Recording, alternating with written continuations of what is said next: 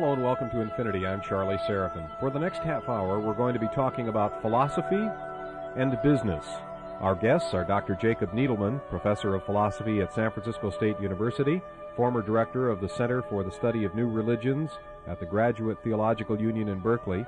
He is author of several books, including The New Religions, A Sense of the Cosmos, and The Heart of Philosophy. And Americ Azevedo, who was a student of Professor Needleman. He was a philosophy student, and he was kicked out into the real world because, Dr. Needleman? Well, he was trying to solve all the problems of the universe a few years before it was possible, so I decided to send him out into the universe.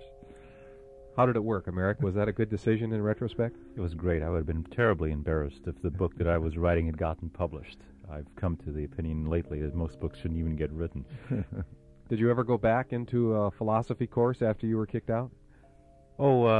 Well, I had the opportunity to teach a few philosophy courses, actually, one at San Francisco State and then some at Sonoma State. But none of it really worked out in terms of the teacher crisis at that time. So I wound up being a programmer and systems analyst for places like Standard Oil.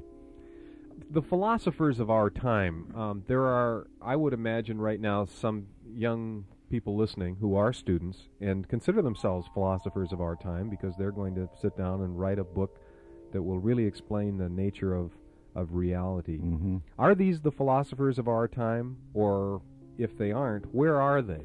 No, I think they're the professional philosophers of our time.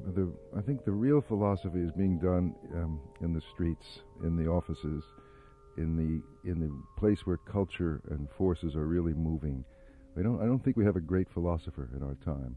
There's a kind of pervasive wish to understand why we're doing anything at all, where our values have gone, and that's happening all over. The professionals still exist, but I've been interested more in getting into philosophy in the streets, where people live, where the crises really are. That's what philosophy originally was with Socrates. So. When we have visitors from out of the state, particularly visitors from Europe and the eastern United States, and they come to visit with us on Infinity and they come to see what's happening in California, they often refer to California as a kind of a sacred place, a holy place, a special place where philosophy is alive. Maybe they don't say it in exactly those words, but they talk about California as being a very special place where things are considered and people aren't as caught up in the mundane past as they are in some other parts of the world. Is that valid, or is that just part of the myth of California? It's part of the myth of California, but it's part valid in that these kinds of questions and concerns are more predominant here in California than they are in other parts of the country. It's also part of the weakness of California, that people are concerned about certain kinds of very far-out questions.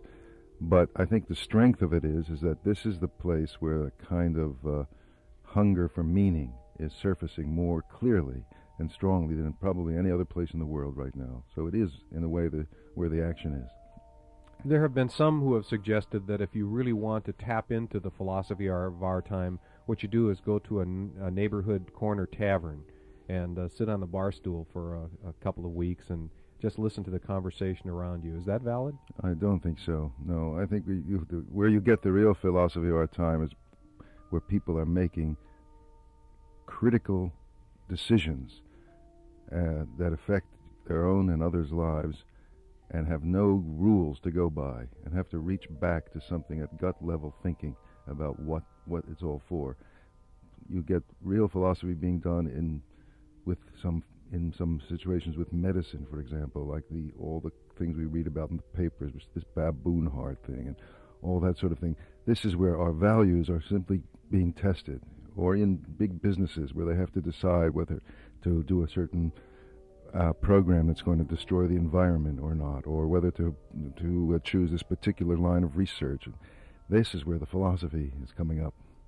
Americ, what about that? In the business world, having studied philosophy and now being a participant in the real world, do those things, are they really put in those terms? Are they judged in philosophical terms of life and death and the critical importance of something?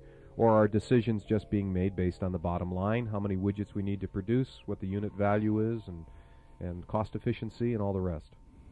Well, my judgment from the experiences I've been going through is that most of the time decisions are made according to the bottom line, whether it makes money or it doesn't make money. But there's a trend occurring also within business, especially among men and women very near the top. They're starting to see that maybe there's other things to consider, that our values are important, that things such as peace, such as human values in terms of the workers are very important. Even issues of ownership are starting to be raised in a lot of these contexts. It's because of a great deal of uncertainty in our time. The formulas that worked 40, 30, even 10 years ago are no longer working. And when things aren't working, that's when we need philosophy. What's the difference between a really sound philosophy and a real sound marketing approach? Is there a difference? Yeah, I would say so. A real philosophy could help you figure out, or at least understand whether your sound marketing approach is worth pursuing, even though it does bring you in a lot of money. Your philosophy might say, well, maybe I don't need quite that much money in order to live a decent life. I mean, it's quite a big difference. But the people doing the marketing, more and more are asking the same kind of question. Like, it's producing, the people are kind of unhappy not knowing the value of what they're doing anymore. And so philosophy addresses that question of why am I doing anything, even if I'm succeeding?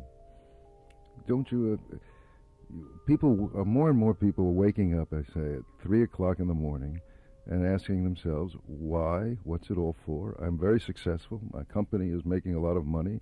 I'm doing everything I'm supposed to want, but it still doesn't add up. That's where philosophy begins.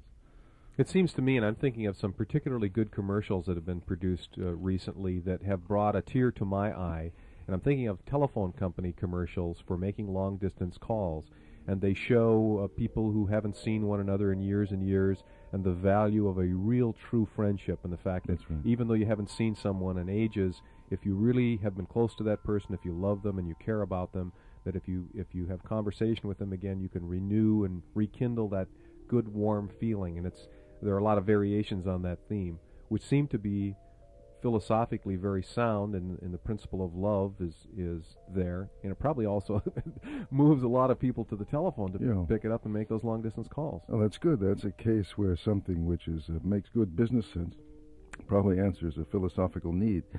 It's a very interesting point that friendship, for example, is something we just don't hear much about. We hear about relationships and sexual relationships and parental things, but the fact of human friendship as a basic reality in human life, we have very little thinking being done about that. And yet, in the ancient philosophies, that was a very important thing. What is a friend? You've just touched on another idea, the real world. You know, we hear that phrase being bandied about an awful lot. Well, you'll see when you get out there in the real world. How real is the real world? Very.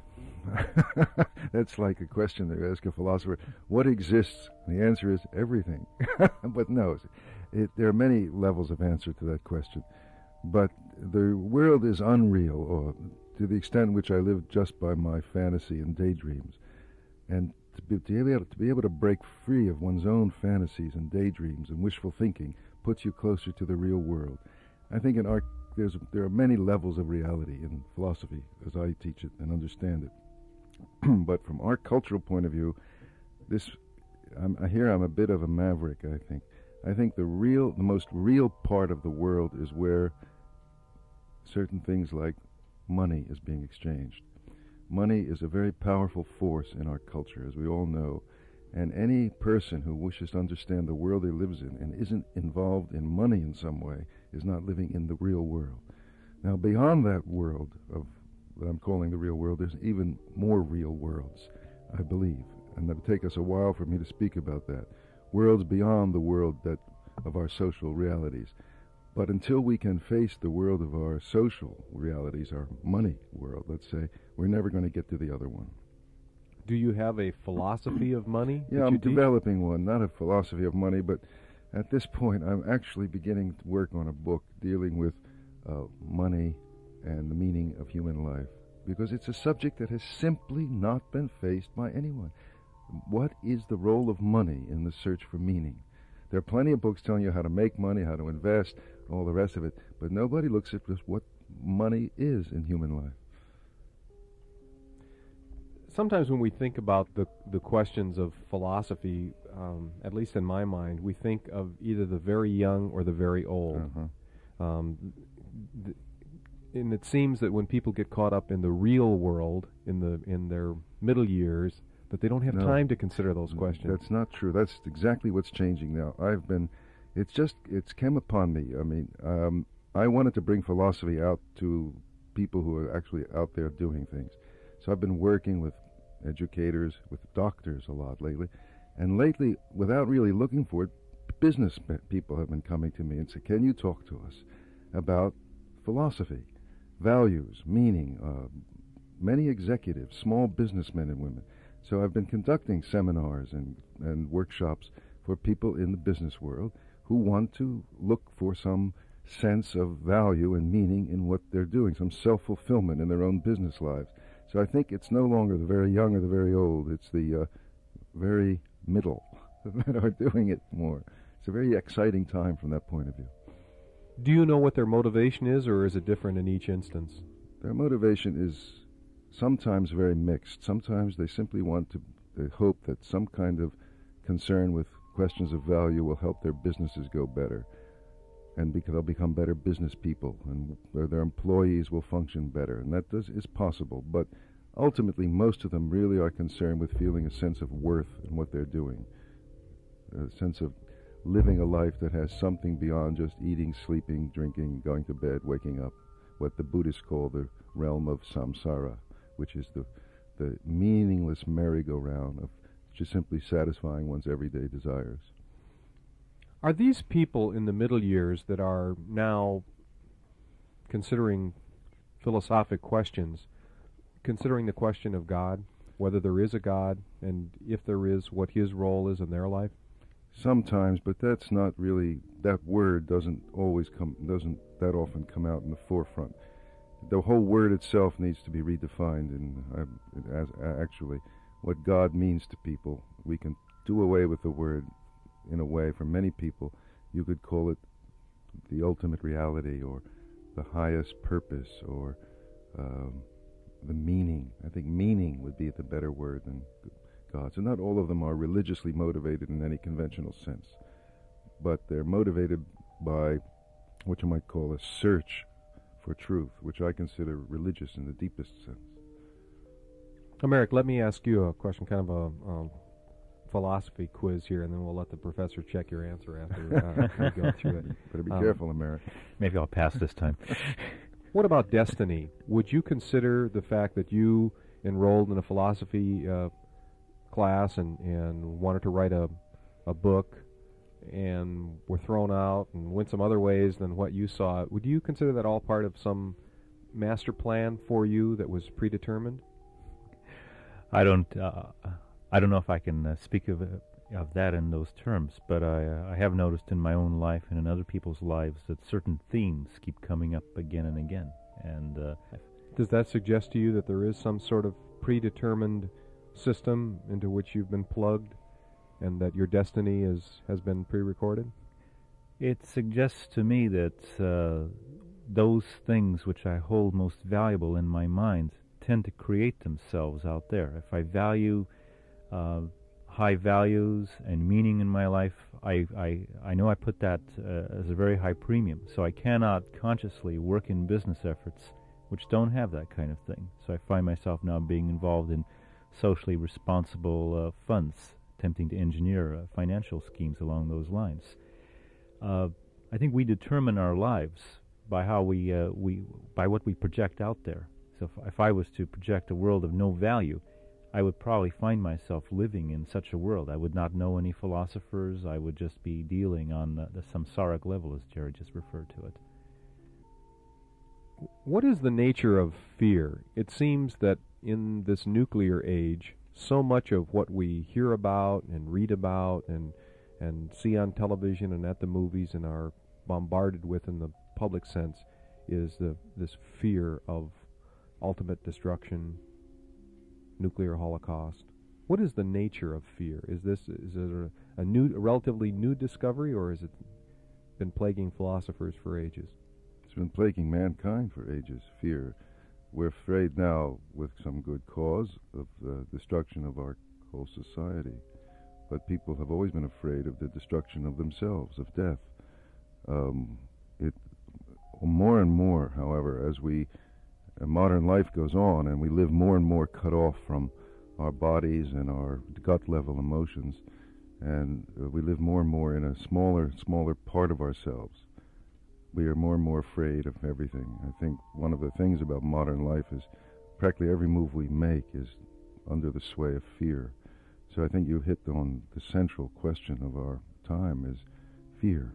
But I think the fear of nuclear war, real as it is, sometimes distracts us from the fears in our own everyday lives, which really turn us around and around. And those are the fears that I think we have to start by facing, by looking at. It's very true. Are we making progress in the age-old battle against fear? Are we overcoming fear? No, I think we're not making any progress whatever in that. I think it's getting worse. And that's, in a way, philosophy is not an answer to any of these things, but I think the real answer to fear begins with knowledge, not with some of the other things people are trying, and a certain kind of knowledge, which philosophy is like a first step toward, ideas about the universe and who we are. There's, I could say this, there's something in the mind of mankind, of a human being, which modern psychiatry, which tries to deal with things like fear, hasn't acknowledged, never recognized, that there's an energy or a force in the mind that strives to know great ideas and great truths about the universe. That used to be called, in ancient times, eros. It doesn't have anything to do with sex as we understand eros. And that striving, that wish for knowledge and being, is very much a part of us, and modern psychiatry hasn't known about it. And until we can activate that more, I don't think we'll ever be able to master fear. I don't know if that makes sense. I'm trying to say a lot in a very little time. So it's an important part of the mind, which modern psychiatry, psychology, has tended to emphasize our emotional needs, but it hasn't told us anything about the role of great ideas in human development. It left that entirely out, and philosophy can bring that back. Does that make sense to you? I think so. Is that there are some people who have visited with us in earlier Infinity programs who have suggested that there is a sort of collective unconscious, that there is something that is left over from the past which remains in each of us, and some tend to uncover that part better than others and understand what it is that's going on in there that they've been that they've inherited. Well, I think there's a lot to that. I would speak more in terms of a deep inner potential, that possibility that we all have as human beings, that we live our lives without ever really tapping or developing. I don't think I'd call it the collective unconscious, but it's a slumbering possibility of inner growth that we don't have, that to my mind all the great teachings of the past have spoken about. Tell me about this quote. Only when thoughts are stopped can real thinking begin. Yes, that was me, I think you're quoting there. There's a kind of superficial thinking, or it's effective in its own way. The kind of thinking that goes on in the superficial part of our brain, which is more like computerized thinking. We got huge computers in our brain, which are now being duplicated externally in machines. And that's a kind of thinking which ancients have called the dualistic mind, or what have you. There are many kinds of names to it. It's a kind of categorizing thinking, logical, linear, very good for what it does, but it's meant to be a servant, an instrument. Real thinking operates, deeper thinking operates at very deep at the intuitive, organic level of one's being. We have moments of those, in rare moments of great crises or great discovery.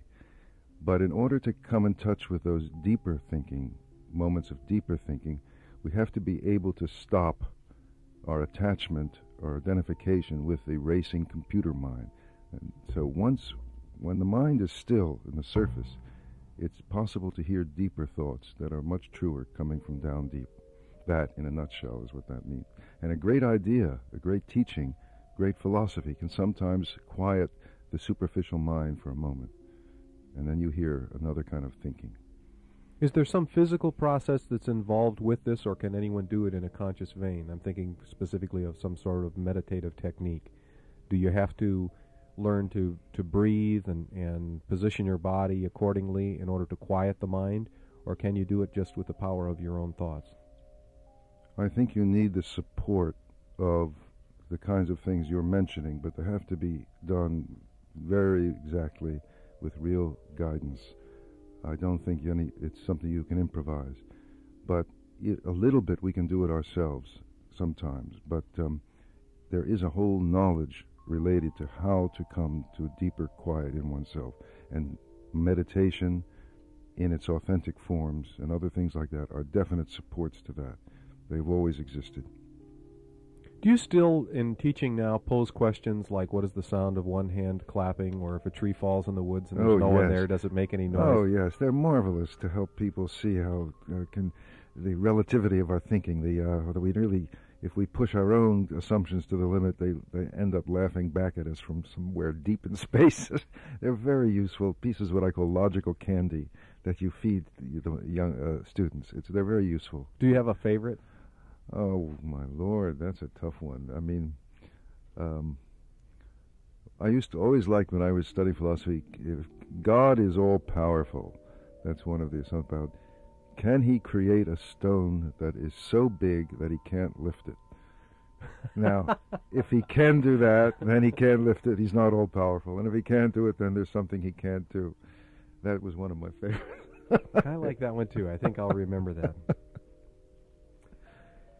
What kinds of, in your, you said that you're dealing with doctors, you're dealing more and more with business people. In making philosophy available to them and discussing it with them, are you seeing any kinds of specific action, reaction, any changes in their approaches and their rates of success or feeling good about themselves?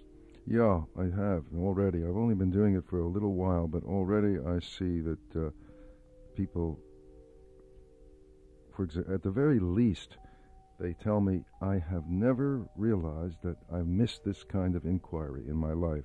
I spend my life, they say, at the office or at my job, and doing everything I'm supposed to do and getting all the pleasures that the world's supposed to give, and I didn't realize there was this part of me that has been starved, that wants to think about these kinds of questions and engage in discourse about them.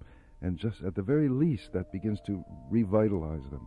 That this is a part of human life that's just as real as sex, food, shelter, fun. This is a very important part of life for many people. And at the very least, that helps them there.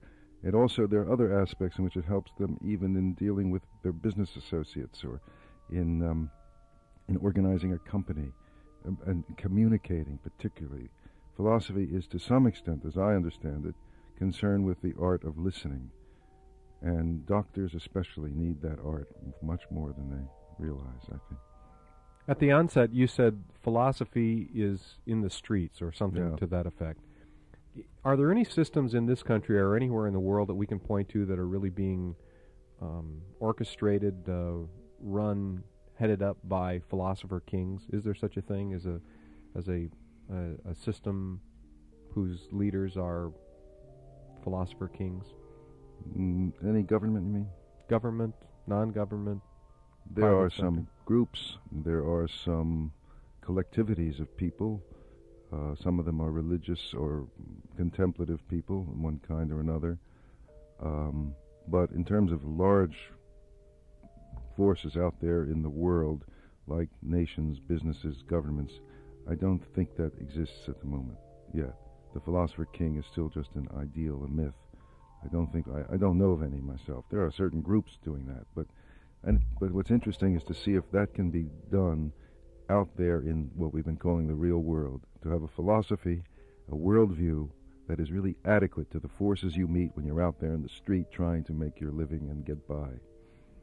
Has there ever been a time in recorded history where the philosopher kings did rule? Yes, I think to some extent, although a lot of this is obscured in legends and things, there have been, I think, cultures that approach that. For example, the culture of ancient Egypt, or of, say, Tibet in certain periods of its time, or in medieval Europe.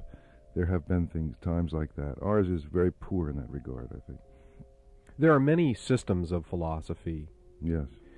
Is there one that seems more applicable to modern American business than another? Is there one that, as you go through and discuss concepts with people, that the lawyers and the doctors that you're dealing with now seem to seize on and say, yes, that's the one that has more relevance to them? No, and I think that's one of the mistakes that people make in trying to apply philosophy to business, that there's going to be a system. I'm much more Socratic American. What really works is the discipline of honest inquiry and self-examination, which Socrates embodies more than anyone.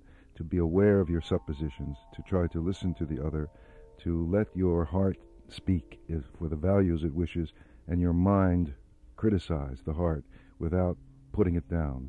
We have a lot of intellectuals who are heartless and very sharp and cold, and a lot of the gushy, sentimental people, and one wants to have both operating together. We need to be to great ideas, great teaching. We need to be skeptical without being cynical, and we need to be open without being gullible. That's the art of being a philosopher, I think. Or as my one professor of mine used to say, it was a wonderful saying, you have to be open-minded, but not so open-minded that your brains fall out. Are you optimistic that we're getting there? There are people who are. I don't think the culture as a whole is getting there at all. I think that we'd better, but I'm not sure. I'm not too optimistic yet. But there are groups that are coming there.